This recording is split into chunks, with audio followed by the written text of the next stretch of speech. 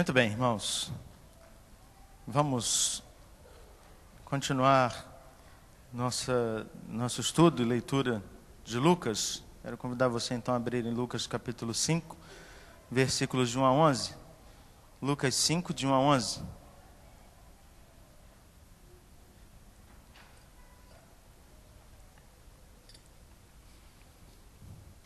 Depois do culto, nós teremos um momento especial para as mães, com mensagem dedicada a elas, homenagens que elas merecem, um café preparado para elas. Não sei se o café vai ser grande coisa, porque foram os filhos que prepararam, né? Os filhos que não são mães, né?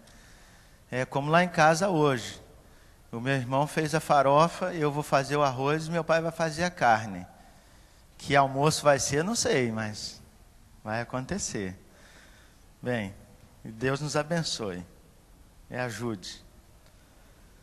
Amém, né, irmãos? Lucas 5, de 1 a 11. Vamos fazer a leitura alternada do texto?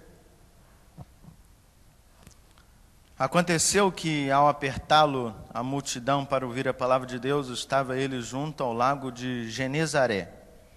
E viu 2 barcos junto à praia do lago, mas os pescadores, havendo desembarcado, lavavam as redes. Entrando em um dos barcos, que era de Simão, pediu-lhe que o afastasse um pouco da praia e, assentando-se, ensinava do barco às multidões.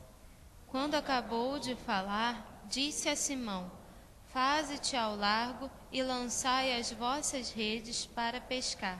Respondeu-lhe Simão: Mestre, havendo trabalhado toda a noite, nada apanhamos, mas sob a tua palavra lançarei as redes.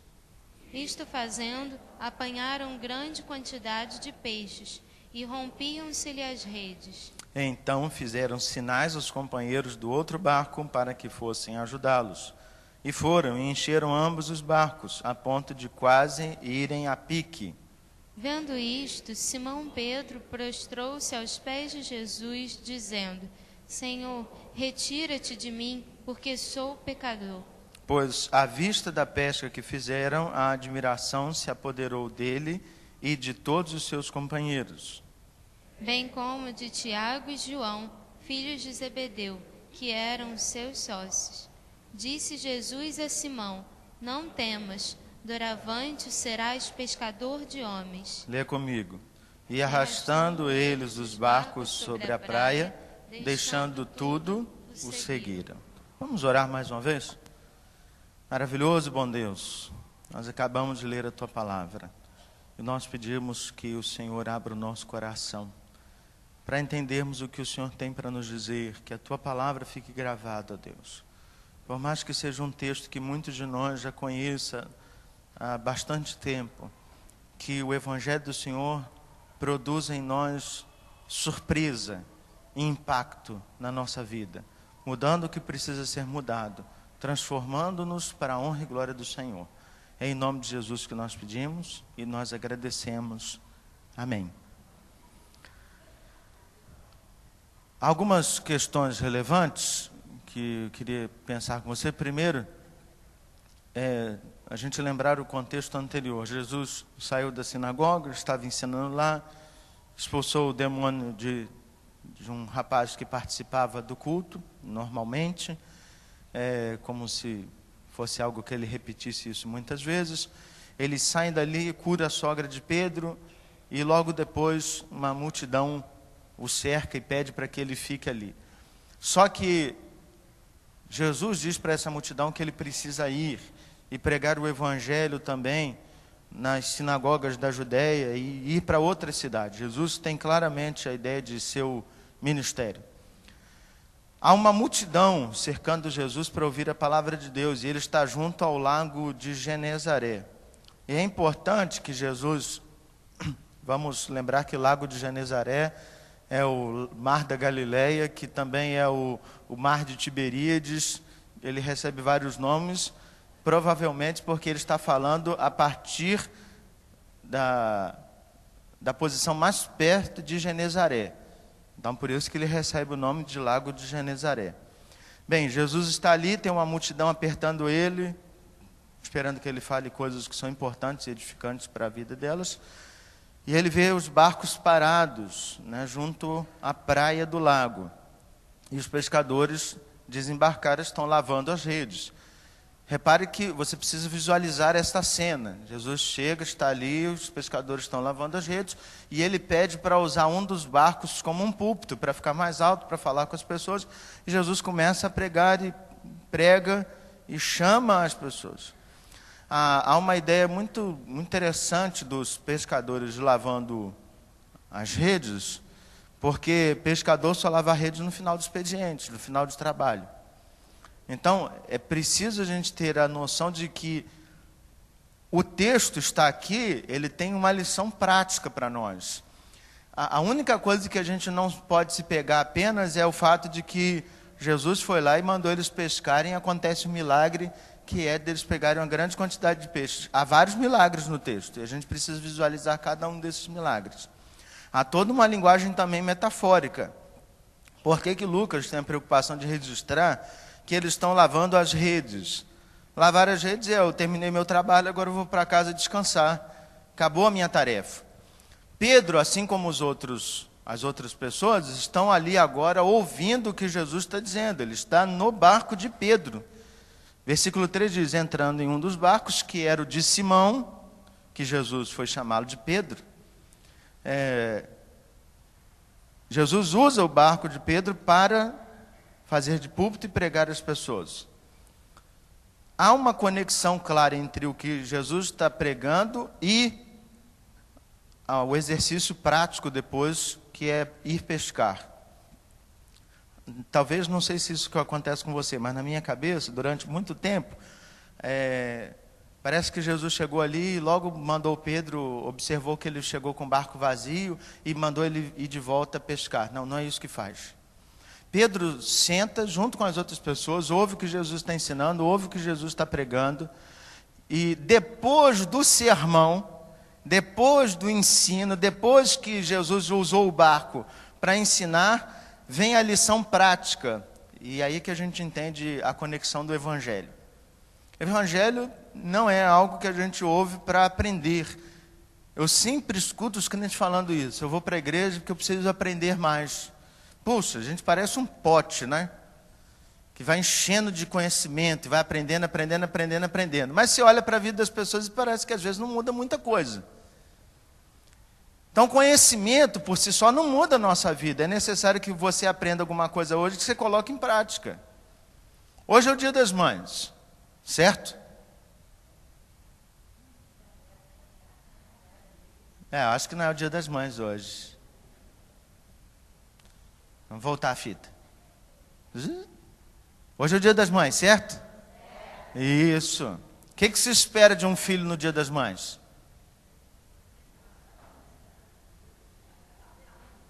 Vocês estão perdidas, mães.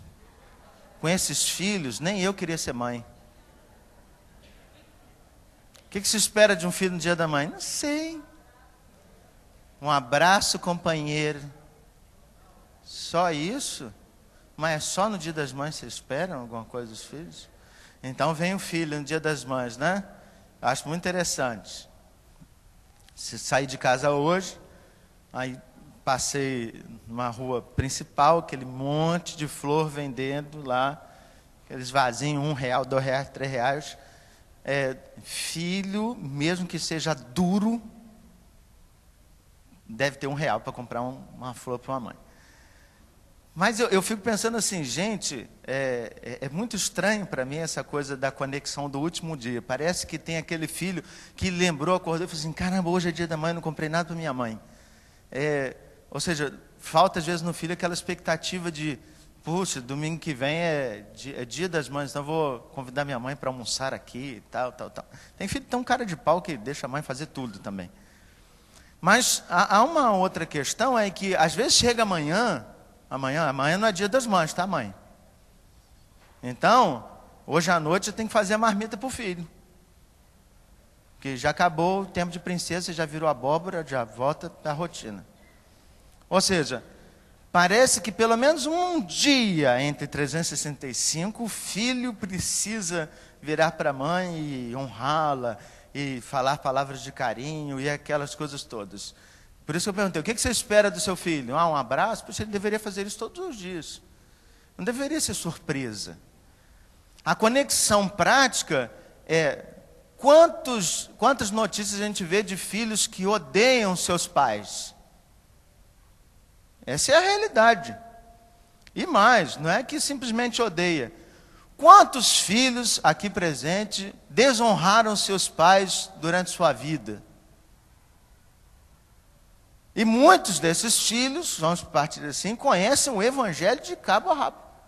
Conhecem o Evangelho do início ao fim. Então, se conhecer é importante, mais importante era a conexão prática. Precisamos, de alguma forma, transformar as nossas ações em algo moldado pelo Evangelho. Ontem eu vi um filme, ele tem censura de 16 anos porque ele é sangrento. Mas é o estilo do filme que eu gosto porque ele é histórico, né? Ele remete à Segunda Guerra Mundial, chama Corações de Ferro. E eu achei muito interessante a expressão do sargento, que era o comandante, e vem um menino, um soldado, nunca entrou num tanque de guerra, nunca. E ele não sabe manusear uma arma e ele tem que ir para o fronte. E ele chora, vomita, passa mal. Ele não sabe o que fazer, tem medo de morrer o tempo todo. E o sargento vira para ele, entenda só a relação que eu estou falando dele com Jesus, tá, irmãos? Senão vai ser meio perigoso isso. Ele vira para o jovem e diz assim: eu estou mandando você fazer determinadas coisas, o que eu mandar você fazer, você tem que fazer. Porque a lição é, eu só mando você fazer aquilo que eu faço. Se Jesus nos chama para ser seus discípulos, eis aí uma grande importância da encarnação de Jesus. Por que Jesus teve que virar homem para ser como nós? Para dizer para você assim, eu fiz, então você consegue fazer. Mas qual é a justificativa que a gente sempre dá? Jesus é Deus e eu sou humana. Você não entendeu a lição prática do Evangelho. Quando Jesus manda que Pedro e os outros pescadores voltem para pescar, é importante você entender que Jesus acabou de pregar. Aí Jesus disse, vamos encerrar o sermão, desafio prático, agora vocês vão lá e pegar os peixes, vão lançar as redes e pescar. O que eles dizem no final do sermão? Senhor, acabamos de vir do mar. Acabamos de vir do mar, Senhor. Como é que a gente vai pescar? Acabamos de pescar. E a pergunta que eu me faço como crente é, o cara está ouvindo Jesus está falando com ele, Jesus faz um desafio prático depois do sermão, e o camarada diz assim, Senhor, mas eu acabei de vir pescar. Eles então vão, pescam, ficam admirados, enchem 2 barcos, os barcos quase afundam de tanto peixe, e eles voltam admirados porque percebem que a palavra do Senhor Jesus, ao ser praticada, transforma a vida das pessoas. Então é muito importante. Por que existe admiração? Por que eles estão tão admirados? Ouvir Jesus produzia esse espanto, mas não tanto o espanto prático. Ou seja, eles estavam ali ouvindo a mensagem era boa, agradável, mas eles ainda se espantaram mais quando eles saíram para pescar e quando voltaram e com a pesca maravilhosa. Jesus manda que eles vão pescar, não é um convite. Se vocês quiserem, lancem as redes. Não, vão e pesquem. Jesus não está preocupado com a inquietação de Pedro e das outras pessoas, ou com a má vontade deles voltarem a pescar. Existe uma ordem.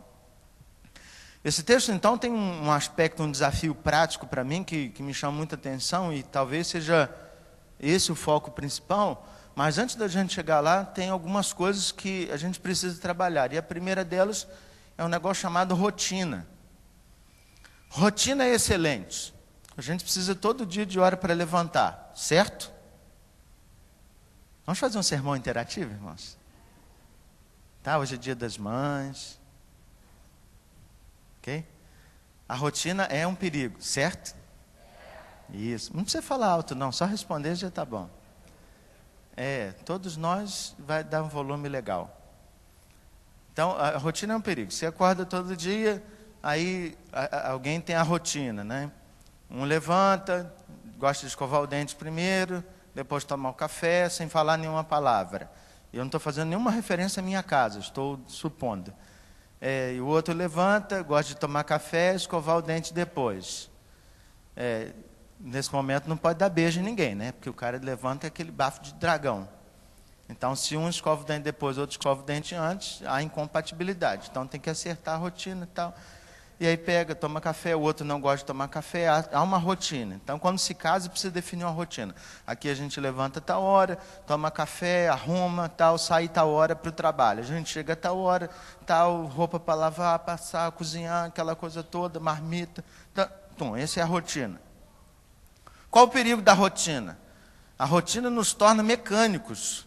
A gente faz as coisas no automático.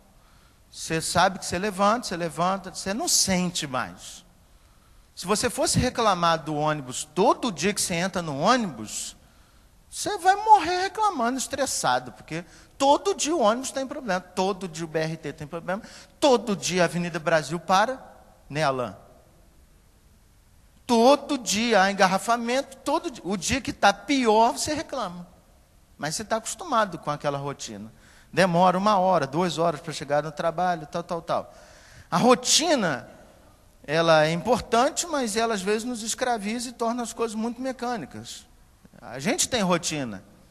Crente que já está na igreja há algum tempo sabe. O que você faz domingo de manhã? Ir para a igreja. Viu a motivação dos irmãos? O que você faz domingo de manhã? Para a igreja. Irmãos, eu queria ter a felicidade do meu filho, Guilherme. Ele hoje acordou, a rotina lá em casa é assim, eu pego os dois, boto na sala, porque eles não gostam de ser acordados rapidamente. Então eu tenho que pegar mais cedo, botar na sala, aí liga a televisão, eles acordam vendo desenho, aí eles acordam com o coração em paz. Senão o bicho pega. Aí eles começam a acordar e o Guilherme abriu o olho e perguntou assim, papai, nós vamos para a escola, estola? Aí eu digo, não, hoje é dia de igreja. Ele, eba! Puxa. Quando ele fica adolescente, hoje é dia de igreja. Puxa, pai. Escola é melhor. Eu acho que nunca tem essa fase, mas tudo bem. Vida de pescador é vida de rotina. Então, todo dia o que ele faz? Levanta de madrugada, pega o seu barco, lança a rede, vai lá, pesca, alguma coisa, ele volta, lava as redes. Levanta de madrugada, lança as redes, pega o barco, lava as redes. Todo dia ele faz isso. Por que que em algum momento da vida isso vai ser diferente? Aí entra então agora a nossa comparação com a vida do crente. Todo domingo, ele vai para a igreja, tem o culto de manhã. Ele não espera mais se surpreender com o culto de manhã, só se o pastor der cambalhota. Fora isso, ele já sabe o que acontece. Chega, prelúdio, canta, lê a Bíblia, mensagem, oração, culto das crianças, escola dominical e ir para casa. Para aqueles que são mais perseverantes, tem ensaio do coral. Essa é a rotina. Todo domingo. E aí ele vai para casa, almoça, quando ele olha de novo, tem que voltar para a igreja, se arruma, volta para a igreja, participa do culto, volta para casa. Essa é a rotina.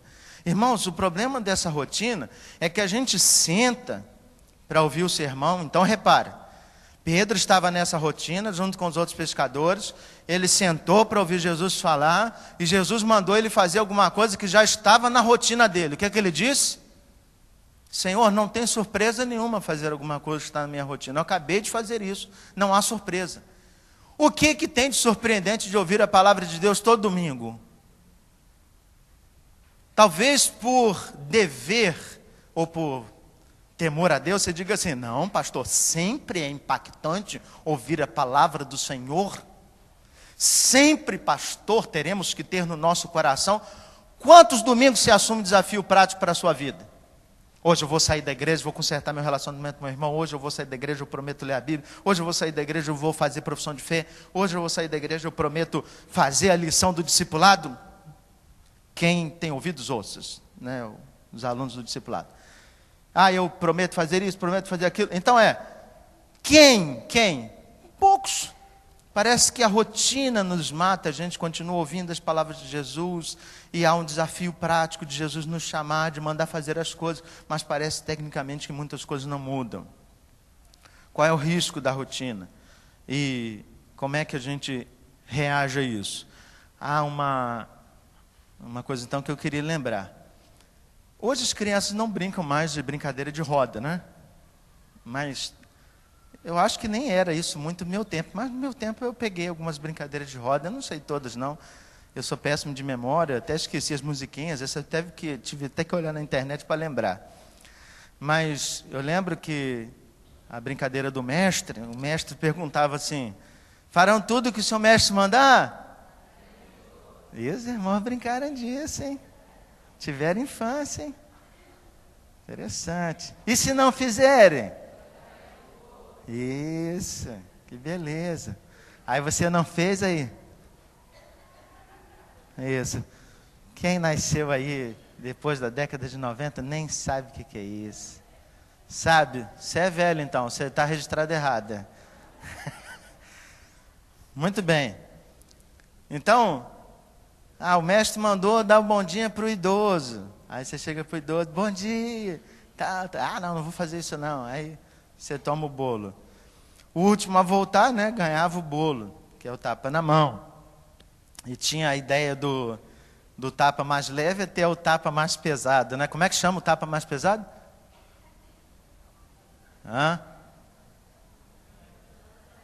Será que isso era só implicância comigo, então? Começando a sentir que é pessoal. Tudo bem. Então, o que acontece? Jesus está diante de Pedro. E aí Jesus diz para Pedro assim, vai lá e pesque. Não é uma brincadeira, mas é o que o mestre manda fazer, você vai fazer. E quem não volta e não faz, toma um tapa na mão. Não, Jesus não faz isso. Mas Pedro vai e faz o que ele mandar. Por que ele faz? E é isso que o texto diz, irmãos. É muito importante. Mestre, havendo trabalhado toda a noite, versículo 5, nada apanhamos, mas sob a tua palavra lançarei as redes. Eu acredito que o Senhor me mandou fazer. Eu acredito que o Senhor quer que eu faça. Eu acredito que é importante lançar as redes. Eu acredito na tua palavra. Qual é então o milagre que acontece? É a pergunta que a gente pode fazer. Qual é o milagre do texto? É simplesmente trazer uma grande quantidade de peixes? Qual é o milagre do texto? O milagre do texto é pessoas acreditarem em Jesus. Pessoas que estão na mesma rotina todos os dias.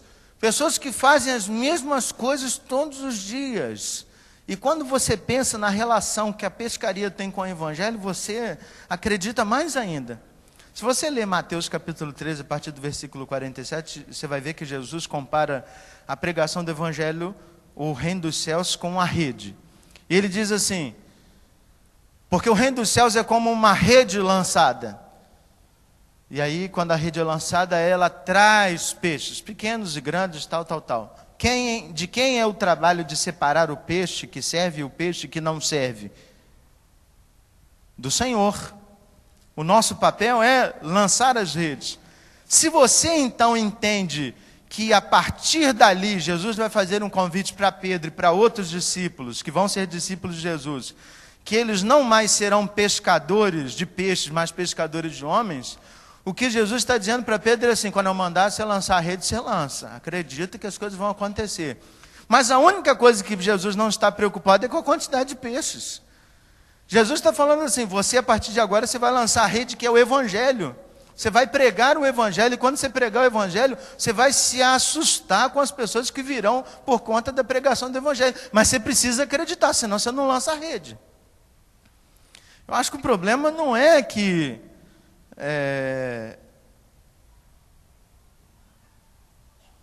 a relação com a quantidade de peixes, ou com que muitas vezes a igreja não recebe pessoas que estão ouvindo o Evangelho. Eu acho que o problema é que não se lança a rede. Não se prega o Evangelho como deveria pregar. Ontem, irmãos, eu tive um momento de muita alegria. Eu queria compartilhar e foi algo que eu pedi para as pessoas que estavam ontem na reunião, para a gente combinar e fazer isso nas nossas igrejas. Estou aqui fazendo o que eu mesmo propus, e prometi que faria. Ontem eu tive uma reunião, fiquei muito feliz, aqui na Igreja Batista aqui. Isso aqui que está 100 metros daqui, não sei quantos metros. Estava eu lá com 10 outros pastores daqui de Cavalcante, mas foi muito prazeroso, irmãos. Estava o pastor Mauro, da Igreja Batista, estava o pastor Fábio, gente boa, só pelo nome, né? Da Assembleia de Deus, junto com o pai dele, pastor Manuel. Estava o pastor Simar, do Ministério Apostólico, aquele que fica lá na passarela, frente à linha do trem, e a esposa dele, a Elaine. Estava o apóstolo Davi, da Ministério Amor de Cristo, lá do outro lado, da Graça Melo, junto com a esposa dele, Eunice, o pastor Marcos. Estava o pastor Gilmar, da Nova Aliança, está ali do lado do mercado, junto com a sua esposa, que também é pastora, a pastora Sandra. E, irmãos, parece que eu tive um momento de êxtase, assim, de muita alegria. Porque nós nos reunimos, primeiro, para nos conhecermos. Mas, segundo, que eu percebi, sabe aquela coisa de Elias que você se sente sozinho e em determinado momento Deus pede para ele perceber que existem 7.000 homens que não dobraram os joelhos a Baal? Eu percebi que há gente crente, que tem o mesmo desejo que eu. E eu fiquei tão feliz quando eu vi, por exemplo, da boca do pastor Gilmar, uma expressão que eu sempre digo, ele disse assim: irmãos, Cavalcante tem 18.000 pessoas. Eu falei assim, esse cara é dos meus. E nós precisamos pregar o Evangelho para essas pessoas. Nós precisamos entender que há muita gente aqui que Deus quer alcançar. E todos eles com 40 anos, 20 anos de Cavalcante já pregando. E eu era o mais novo em todos os sentidos. De idade, de tempo, de pastorado. Mas eu achei muito interessante. Sabe por quê? Porque a proposta de união não foi de nenhum pastor. Um membro da igreja, chamado Jefferson, da Igreja Batista, ele decidiu no coração dele tentar unir os pastores para pregar o Evangelho, numa proposta clara, sem ir para lá, para cá, sem ficar preocupado com membro de igreja, mas a ideia de nós nos unirmos com um propósito.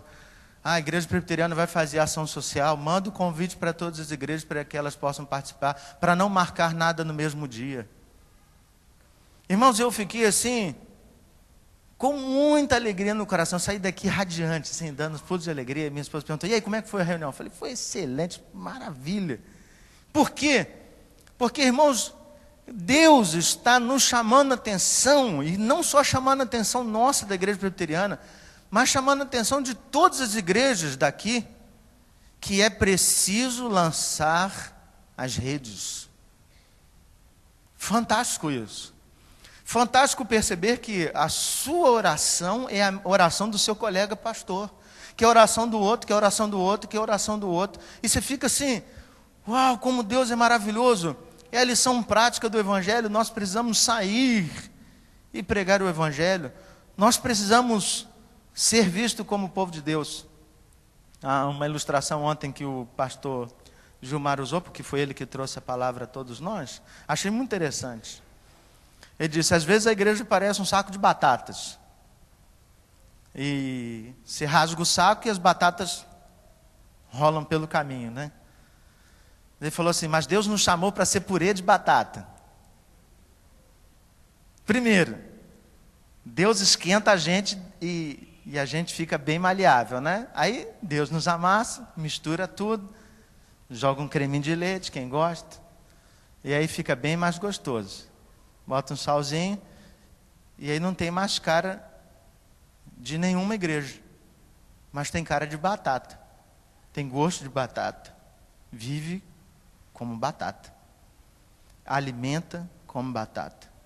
Qual é o milagre então que Jesus está querendo para Pedro e para todas as pessoas que estão ali?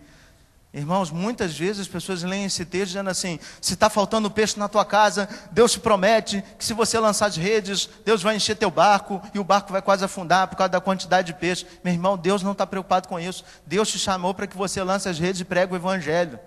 Nesse meio do caminho, Deus vai sempre sustentar a sua casa colocando peixe. Mas Deus nos chamou para que a gente possa acreditar. Sabe que milagre que precisa acontecer na igreja?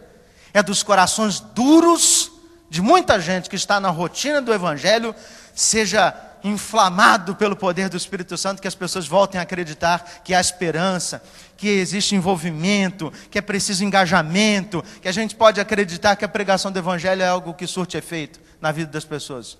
Mas a rotina das igrejas, muitas vezes nos matam e nos secam, porque a gente faz um monte de coisas, mas muitas vezes a gente não consegue ouvir a voz de Jesus ao final de cada sermão. Meu irmão, sai daqui e faz isso.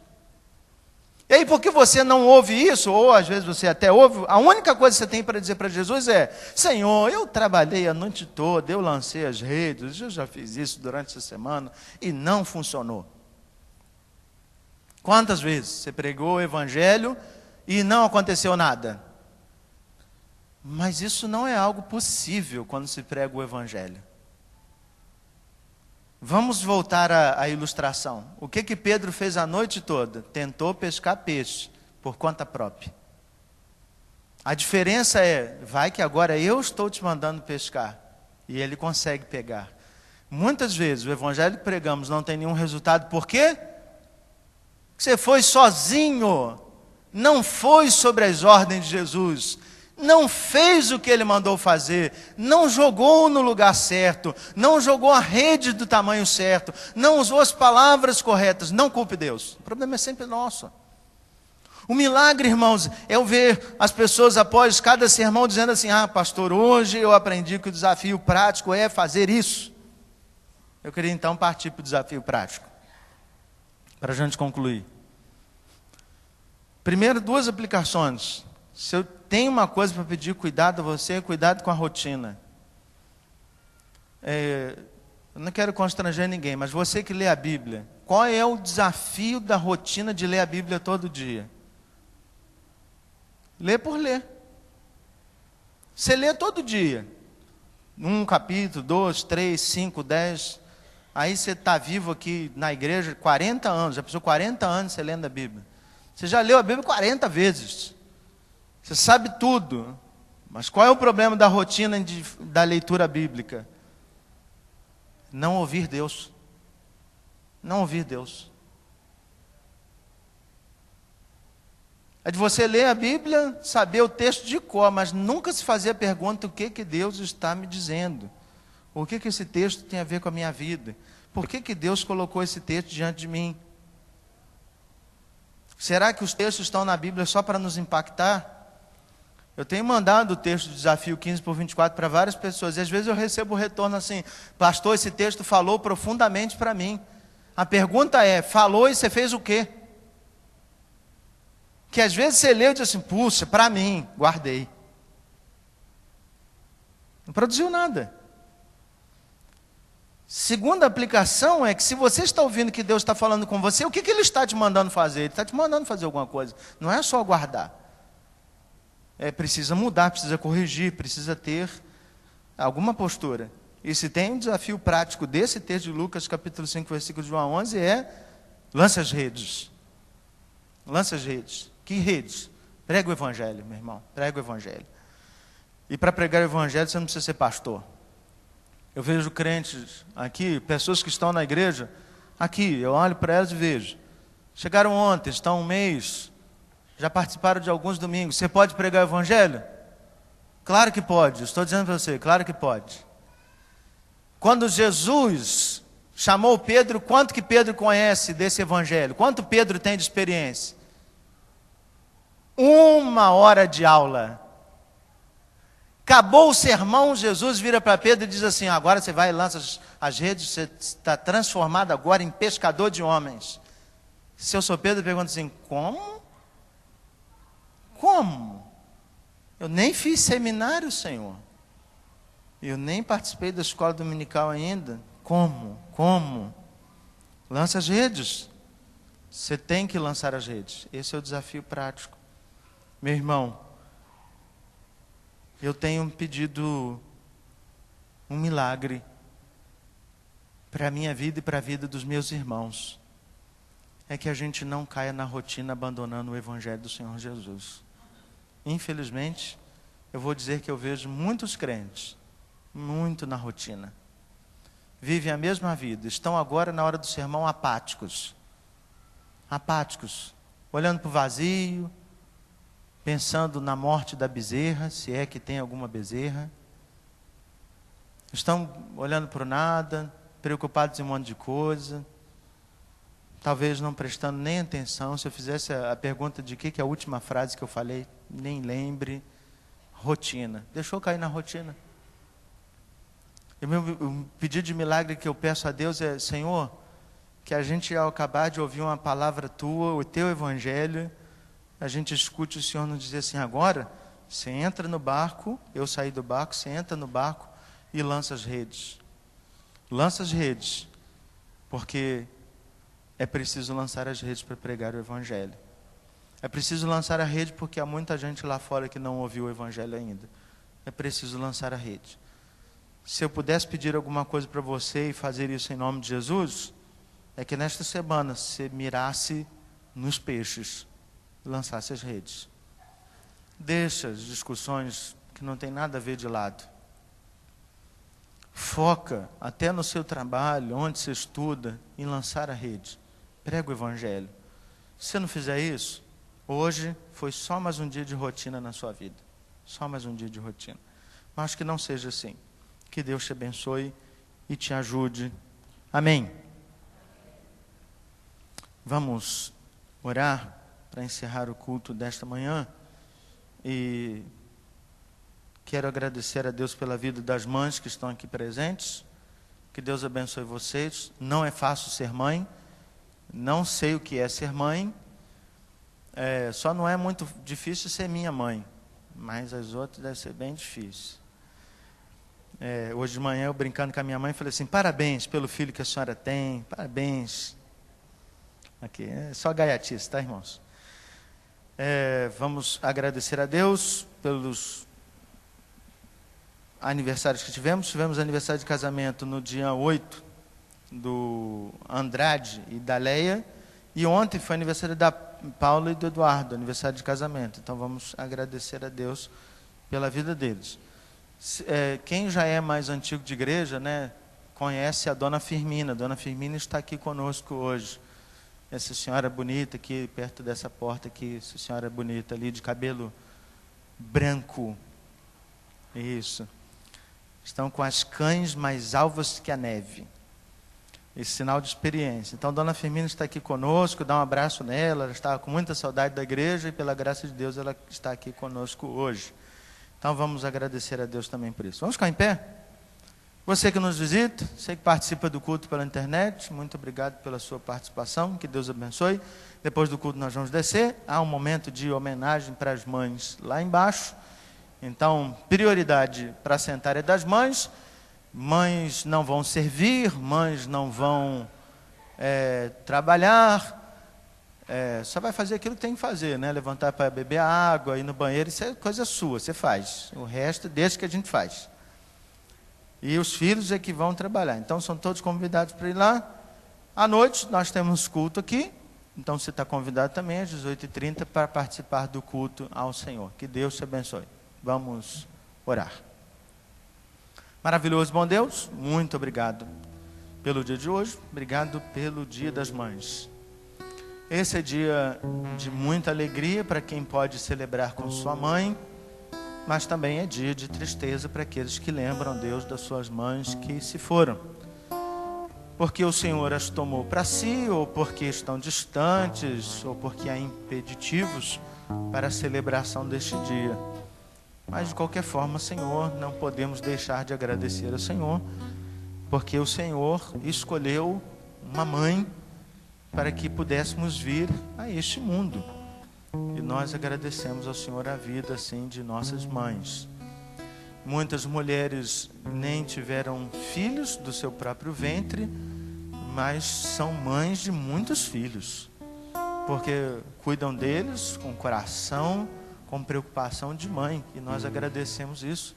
Agradecemos também aqueles pais que, embora não possam ser mães, às vezes são a única figura dentro de casa, e acabam exercendo o papel de mãe, papel de pai. Que o Senhor também abençoe, Deus, essas famílias. mas cuide também dos filhos para que eles honrem seus pais e, de forma muito particular pelo dia de hoje, honrem suas mães. Se existem relações entre mãe e filho que precisam de perdão, que o Senhor esteja consertando isso, ó Deus, fazendo com que haja restauração. Se existe alguma coisa que precisa ser resolvida, que o Senhor mesmo ajude, Senhor. Mas não permita que passemos esse dia indiferentes, deixando de ouvir a voz do Senhor, como aconteceu ali com Pedro. Pedro e os outros pescadores ouviram o Senhor mandar lançar as redes, e eles lançaram.